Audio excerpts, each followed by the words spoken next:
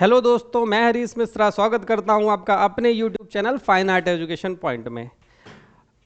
Daily के daily हम कोशिश कर रहे हैं कि आपको कुछ ऐसी चीज़ें बताएं जो एग्ज़ाम के पॉइंट ऑफ व्यू से ज़रूरी हों, और लगभग उम्मीद ये करते हैं कि एक ना एक प्रश्न यहाँ से आना चाहिए। जैसे हमने नदियों के बारे में बताया, नदियों से प्रश्न बनते हैं, एक नंबर का प्रश्न बनता ही बनता है। कभी कभार वाहन से पूछता है, एक सीरीज में हमने वाहन कवर कराया कि किसका क्या वाहन है, तो एक उसमें सीरीज कवर हुई। तो हम डेली के डेली कोशिश कर रहे हैं कि कुछ ऐसी चीज़ें लेकर के आएँ जो आपको एग्ज़ाम के पॉइंट ऑफ व्यू से ज़रूरी हो, और एक वीडियो से अगर एक नंबर आपका कहीं से भी होकर के सही हो जाता है तो ये समझो कि हमारी और आपकी दोनों की मेहनत सफल हो गई। तो इसी क्रम में हम आज आपके लिए लेकर के आए हैं प्रमुख विषय वस्तु। सबसे पहले मैं ये समझा दूं कि आखिर ये प्रमुख विषय वस्तु ये है क्या। प्रमुख विषय वस्तु ऐसी है जैसे कोई भी गुफा है तो उसमें से पूछता है कि अजंता की विषय वस्तु क्या है। विषय वस्तु का तात्पर्य यहाँ पर है कि वो जो अजंता की गुफा है उसके जो विषय हैं वो किससे संबंधित हैं। ऑप्शन में आपको देखने को मिलेगा बौद्ध धर्म, हिंदू धर्म, जैन धर्म या आजीवक संप्रदाय, ऐसे करके चार ऑप्शन आपको मिलेंगे। तो आपको ये ध्यान रखना है कि बौद्ध धर्म से संबंधित है या वहाँ पर कोई और भी धर्म हैं, वहाँ पर केवल बौद्ध ही विषय वस्तु है या कोई और भी चीज़ें हैं वहाँ पर। जैसे एलोरा की गुफा से पूछा जाए कि एलोरा गुफाओं की विषय वस्तु क्या है, तो वहाँ पर हम देखते हैं वहाँ पर बौद्ध भी है, हिंदू भी है और जैन भी है, तीनों में देखने को मिलते हैं। तो एलोरा की विषय वस्तु तीन धर्म से संबंधित हो जाएगी, अजंता की केवल बौद्ध है। उसी प्रकार बहुत सारी चीज़ें हैं जिनसे विषय वस्तु पूछी जाती है। जैसे लोमस ऋषि गुफा हम बहुत पढ़ते हैं, बार बार पढ़ते हैं कि लोमस ऋषि की गुफा जो है बराबर और नागार्जुनी पहाड़ी को काट करके कुल 7 गुफाएं बनाई गई थीं, उसी में से बराबर की पहाड़ी पर जो गुफा है वो लोमस ऋषि की गुफा है।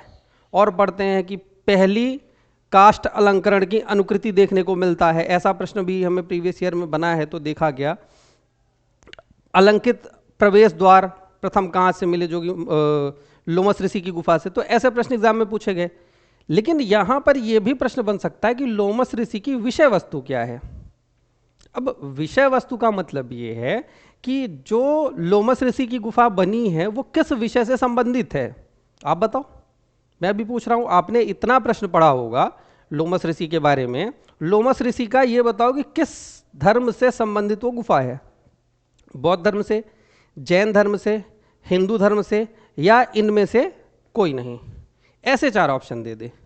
तो चूंकि हम जब अशोक का काल पढ़ते हैं तो उसमें ज़्यादातर हमारे दिमाग में क्या चलता रहता है कि अशोक ने बौद्ध धर्म को बढ़ावा दिया था तो उसमें बौद्ध धर्म से ही संबंधित काम हुए थे। लेकिन नागार्जुनी और बराबर की पहाड़ी में जो भी गुफाएं काट करके बनाई गई हैं वो सारी की सारी आजीवक संप्रदाय को दान देने के लिए बनाई गई थी, इसलिए इसकी जो विषय वस्तु है वो आजीवक संप्रदाय से संबंधित होगी। तो ऐसे कई जगह से प्रश्न पूछे जाते हैं जो हमसे बनने चाहिए, और हमें पता होना चाहिए कि ऐसे प्रश्न कहाँ कहाँ से बन सकते हैं। तो आज का जो हमारा वीडियो होगा वो इसी पर आधारित होगा। तो हम शुरू करते हैं अपनी आज की क्लास। टॉपिक का नाम है प्रमुख विषय वस्तु।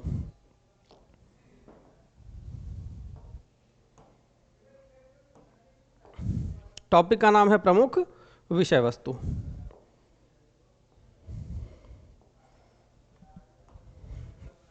शुरू करते हैं।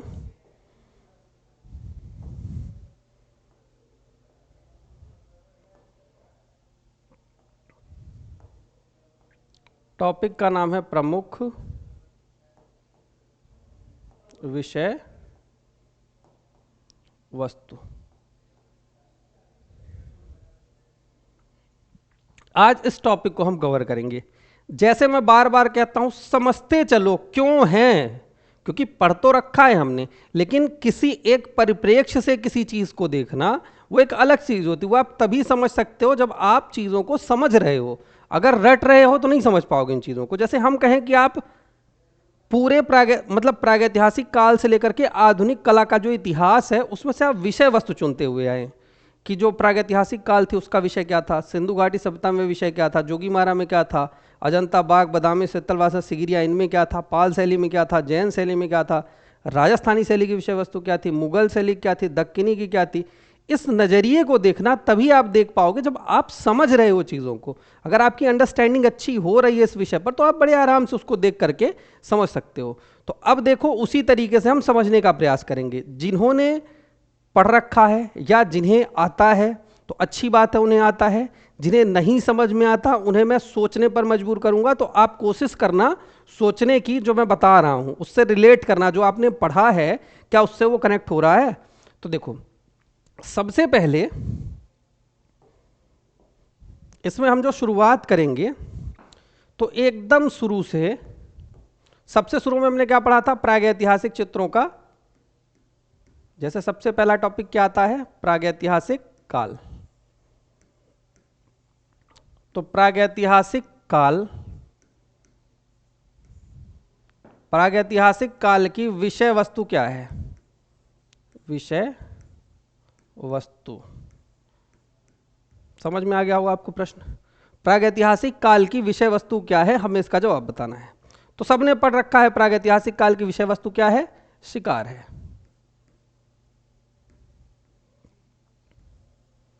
या इसी को हम कहें तो क्या है, आखेट है। अब मान लो ये दोनों ऑप्शन में नहीं हैं, उस स्थिति में हमें क्या याद रखना है। उस स्थिति में एक बार पेपर में पूछा गया है पशु है, पक्षी है कि मानव है। तो हम उस स्थिति में पशु पक्षी और मानव तीनों लगाते हैं, या ये सभी। तो विषय वस्तु क्या है, आखेट। तो आखेट में पशु पक्षी और मानव तीन चीजें होंगी, तो वो हमें ध्यान रखनी है। ठीक है, पहला क्वेश्चन। दूसरा प्रश्न, चूंकि सिंधु घाटी सभ्यता से विषय वस्तु से संबंधित प्रश्न नहीं बनेंगे, फिर बनता है, हम वैदिक काल में देखें वहां भी विषय वस्तु नहीं, फिर मौर्य काल में विषय वस्तु आएगी। तो मौर्य काल में वैसे तो हमें पता ही है कि अशोक के काल में बौद्ध धर्म से ही संबंधित चीजें हुई, लेकिन नागार्जुनी और बराबर की पहाड़ी,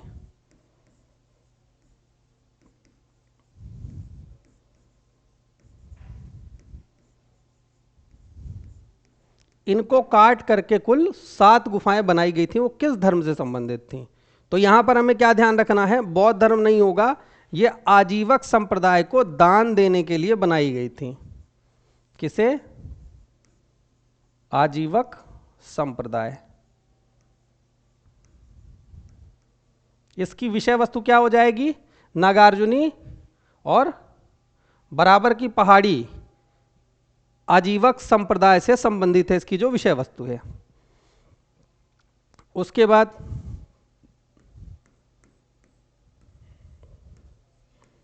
अजंता गुफा की विषय वस्तु क्या है,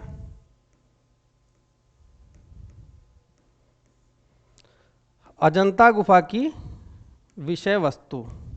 तो हम इसमें देखेंगे तो इसमें केवल बुद्ध और बोधिसत्व।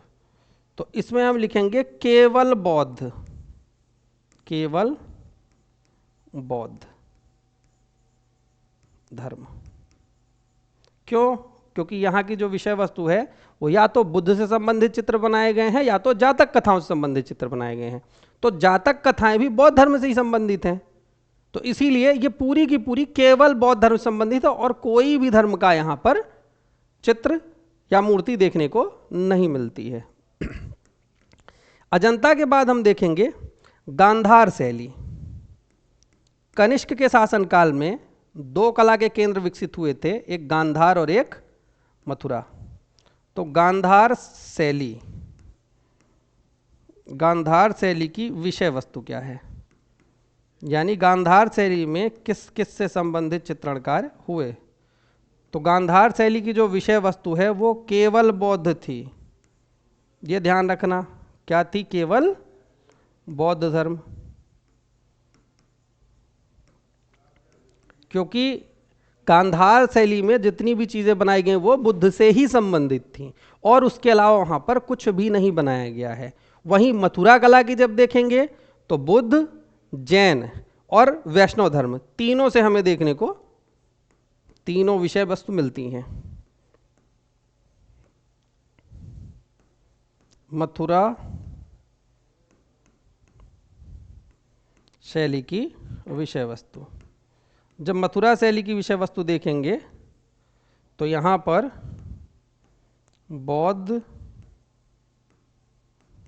जैन व हिंदू धर्म तीनों धर्म से संबंधित यहाँ पर मूर्तियाँ बनाई गई। इसीलिए गांधार शैली में बुद्ध की मूर्तियाँ ज़्यादा बनी, जबकि शुरुआत मथुरा शैली से ही मानी जाती है। इसके बाद हम आगे देखेंगे तो बादामी की गुफा की विषय वस्तु क्या है? जल्दी से सोचिए, बादामी गुफा की विषय वस्तु क्या है? बादामी में किस धर्म से संबंधित चित्रण कार्य हुआ है? तो बादामी गुफा की विषय वस्तु हम देखेंगे तो हिंदू और जैन, हिंदू और जैन, इसमें दो धर्मों से संबंधित हमें विषय वस्तु देखने को मिलते हैं। तो बादामी ध्यान रखना हिंदू और जैन धर्म से संबंधित है। फिर सित्तन वासल गुफा, सित्तन वासल गुफा, सित्तन वासल जो गुफा है इसकी विषय वस्तु क्या है? तो सित्तन वासन गुफा की अगर विषय वस्तु पूछे तो चूंकि सित्तन वासन गुफा में जैन धर्म से संबंधित सबसे प्राचीनतम चित्र अगर हम कहें प्रमाणित रूप से जैन धर्म में सबसे प्राचीनतम साक्ष्य में सित्तन वासन गुफा से देखने को मिलते हैं। तो यहाँ पर जैन धर्म से ही संबंधित इसे हम रखेंगे। ये गुफा की विषय वस्तु जो है वो जैन धर्म है। जबकि इस गुफा में हम देखेंगे तो एक अर्धनारीश्वर का चित्र मिलता है। चूंकि अर्धनारीश्वर जो है वो अगर हम शिव पार्वती से रिलेट करेंगे तो हिंदू धर्म से हो जाएगी, लेकिन ये गुफा पूर्णतः जैन धर्म से संबंधित मानी गई है, क्योंकि वो अर्धनारीश्वर वाला जो चित्र है वो संभवतः राजा और रानी का आधा रूप माना गया है। इसलिए इसकी जो विषय वस्तु आएगी हमें केवल जैन धर्म लगाना है। ठीक है। फिर इसके बाद हम आते हैं सिगिरिया गुफा।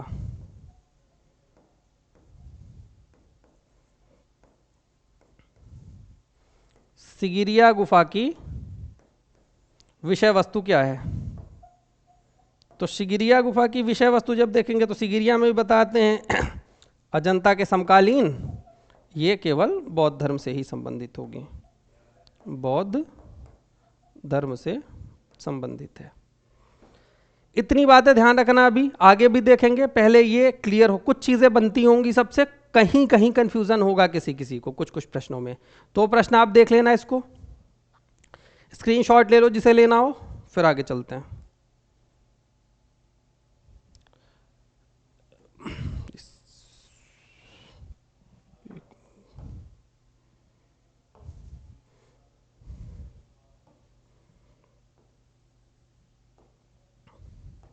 प्रमुख विषय वस्तु चल रहा है हमारा अभी टॉपिक। ठीक है,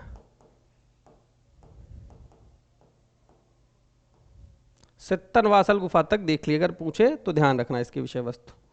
आगे देखते हैं, सित्तन वासन के बाद सिगिरिया गुफा भी हो गई। अब आएगा एलोरा गुफा की विषय वस्तु क्या है?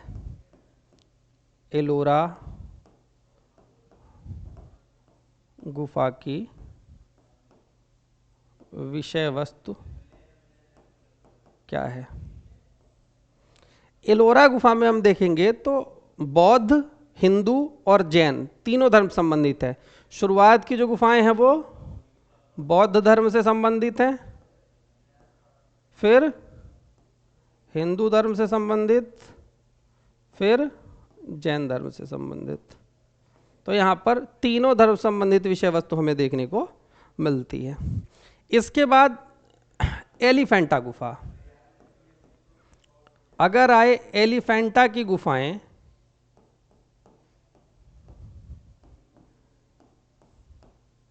इसकी विषय वस्तु क्या है? तो इसकी जो विषय वस्तु है वो केवल हिंदू धर्म है, और हिंदू धर्म में भी अगर हम देखें तो शैव मत से संबंधित है, यानी शिव से ही संबंधित चीज़ें यहाँ पर हमें मिलती हैं। तो एलिफेंटा की जो गुफाएं हैं वहाँ पर हमें शिव से संबंधित मूर्तियाँ ही देखने को मिलती हैं, ठीक है, जहाँ पर त्रिमूर्ति शिव की मूर्ति यहाँ की प्रसिद्ध है। उसके बाद देखते हैं दिलवाड़ा मंदिर। दिलवाड़ा जो मंदिर है इसकी विषय वस्तु क्या है? दिलवाड़ा मंदिर की जो विषय वस्तु है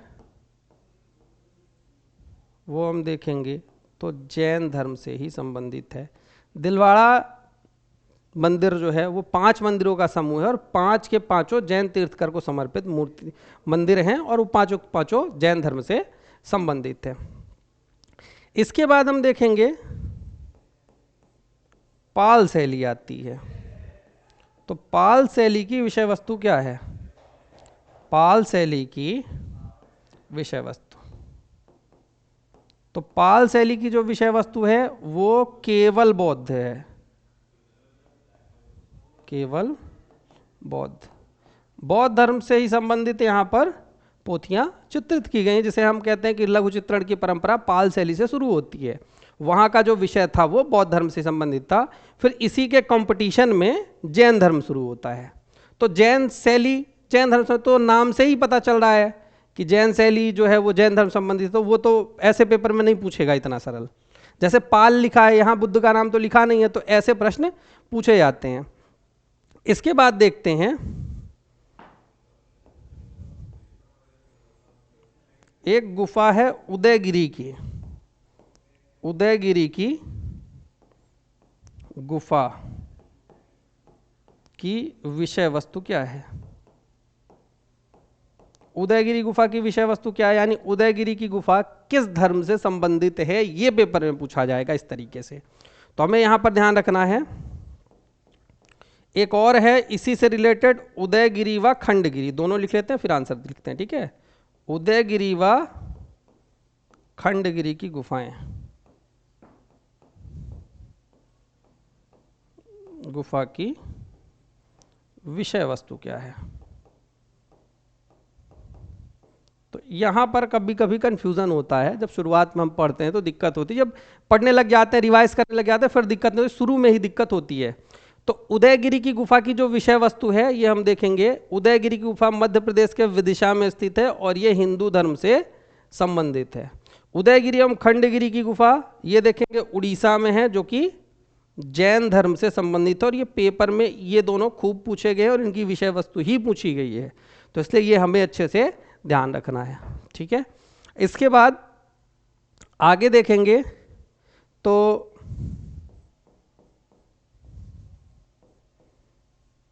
राजस्थानी शैली,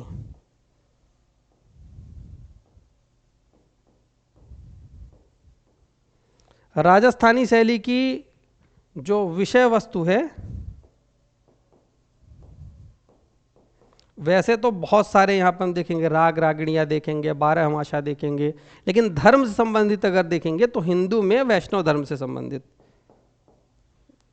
हिंदू धर्म से वैष्णव मत, वैष्णव मत, क्योंकि ज्यादातर यहाँ पर हमें वैष्णव मत, राधा और कृष्ण का चित्रांकन ज्यादा हुआ है इसलिए हम देखेंगे। लेकिन ध्यान रखना, इससे भी ज्यादा सुंदर और इससे भी ज्यादा मात्रा में पहाड़ी शैली में हुआ है।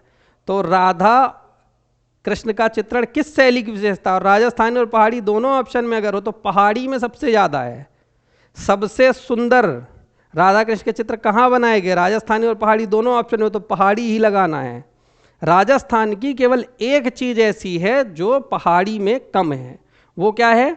वो है राग रागिणियों का चित्रण, या कहें रागमाला। रागमाला केवल यहाँ पर चित्रित हुई है, पहाड़ी में नहीं हुई है। नहीं तो जितना राजस्थानी शैली में जितना भी काम हुआ है वो इससे ज़्यादा और इससे सुंदर दोनों पहाड़ी शैली में हुआ है, यानी इससे अच्छी क्वालिटी और इससे अच्छी क्वांटिटी दोनों वहाँ ज़्यादा है, चलो ये हो गया। इसके बाद हम आगे देखेंगे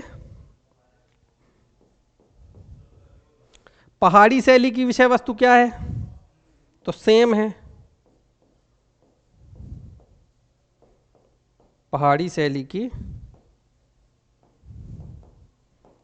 विषय वस्तु क्या है, तो सेम हिंदू। और हिंदू में कौन, क्योंकि राधा कृष्ण के चित्र यहां पर भी बने, वैष्णव मत। आगे देखेंगे तो आगे आता है कंपनी शैली की विषय वस्तु क्या है। पेपर में पूछे कि कंपनी शैली की विषय वस्तु क्या है। अब कंपनी शैली तो हमने पूरा पढ़ रखा है, अचानक ऐसे प्रश्न आता है तो दिमाग से आउट हो जाता है कि ये कैसे प्रश्न आ गया, ये तो किताब में भी हमने इस तरीके से नहीं पढ़ा, ना इस प्रश्न को हमने उतना फोकस किया था कि हाँ ये भी पूछ सकता है। तो अब सोचो कि कंपनी शैली में किस प्रकार के चित्र ज़्यादा बनाए गए थे। तो कंपनी शैली में जन सामान्य के चित्र ज़्यादा बनाए गए हैं, जिसे कहा जाता है जेनर चित्र।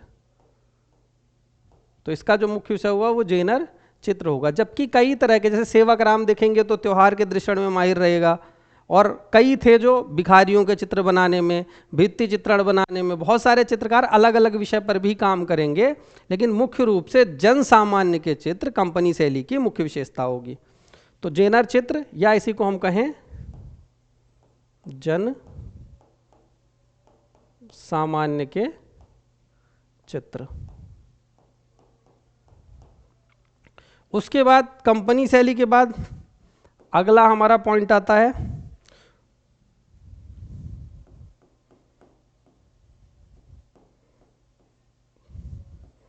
गोपी।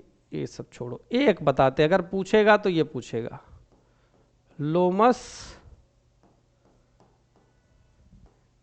ऋषि की गुफा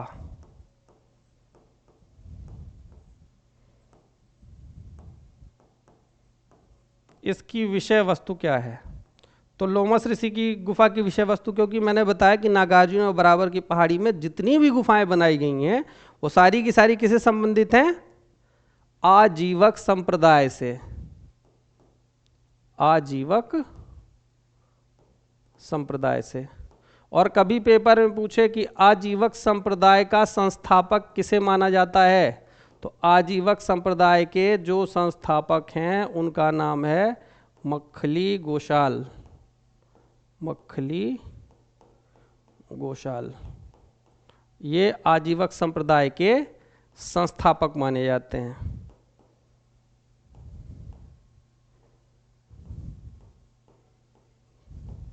आजीवक संप्रदाय के संस्थापक माने जाते हैं।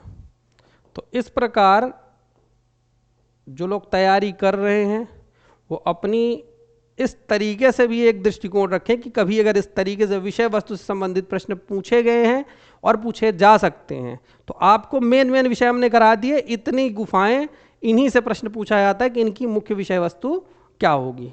तो यहाँ से प्रश्न बन जाएगा, अगर बनना होगा तो किस्मत होगी, तो हो सकता है यहीं से कोई पूछ ले। तो इस पर भी हमें ध्यान रखना है कि विषय वस्तु को फोकस करके रखना है हर गुफा की, किस गुफा में किस धर्म संबंधित, एक ही धर्म है या उससे ज़्यादा भी हैं, तो ये सारी चीज़ें हमें ध्यान में रखनी हैं।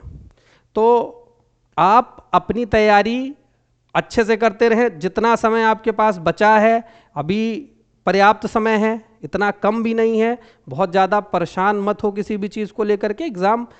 एग्ज़ाम के लिए भी पर्याप्त समय दिया गया है, आपके पास हर चीज़ अवेलेबल है, बुक्स हैं, तरह तरह की चीज़ें। आप एक तरफ से डेली 1 यूनिट पढ़ो, ये नहीं कि सबके चक्कर पूरा एक साथ पढ़ोगे तो नहीं हो पाएगा।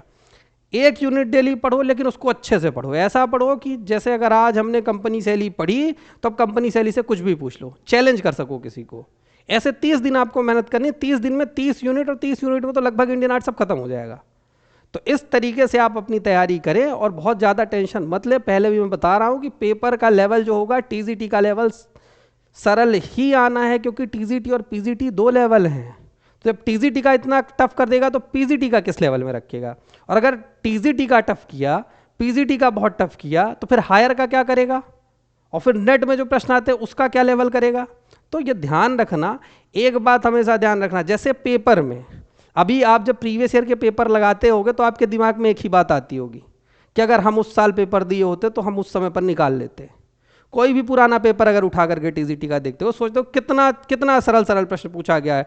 अजंता गुफाएं पूछी गई हैं, अवनींद्रनाथ टैगोर किस शैली में काम करते थे, ये प्रश्न बताओ पूछा गया है। आपसे भी वही पूछे जाएंगे। हाँ, कुछ प्रश्न होंगे ऐसे जो आपको कंफ्यूज करेंगे। क्यों? क्योंकि पूरे के पूरे सरल रख देगा, सब 125 में 125 पा जाएंगे तो मेरिट कैसे बनेगी, फिर कैसे छांट पाएंगे कि हाँ किसे लेना है किसे नहीं लेना है। तो कुछ प्रश्न डेफिनेटली 10-15 प्रश्न ऐसे होंगे जिसमें फंसेंगे लोग, बाकी 110 प्रश्न ऐसे रहेंगे जो सरल ही रहेंगे। तो आप जो प्रश्न हैं उनको अच्छे से तैयार करते चलो, क्योंकि इस पेपर के बाद जो लोग तैयारी करेंगे वो यही कहेंगे कि अगर मैं उस साल पेपर देता तो बहुत सरल आया था, कर लेता। जैसे आज आप कह रहे हो जो इससे पहले पेपर हुए हैं उनको देख करके कि उस साल अगर हम बैठे होते तो बहुत सरल पेपर आया था, उसी प्रकार जब आप ये पेपर दे लोगे उसके बाद जो आगे तैयारी कर रहे होंगे वो भी यही बात कहेंगे। इसलिए आपके पास समय है, आपको कहना नहीं है, आपको करके दिखा देना है। तो मेहनत करते रहें, हमसे जो बन पा रहा है हम करते जा रहे हैं। आपको डेली कुछ ऐसी चीज़ लेके आएंगे जो आपके एग्जाम के पॉइंट ऑफ व्यू से ज़रूरी होंगी, आप उन्हें देखें और नोट कर लें, नोट करके कुछ इस तरीके से भी अपनी तैयारी जारी रखें। ठीक है, तो मिलते हैं नए वीडियो में, तब तक के लिए धन्यवाद।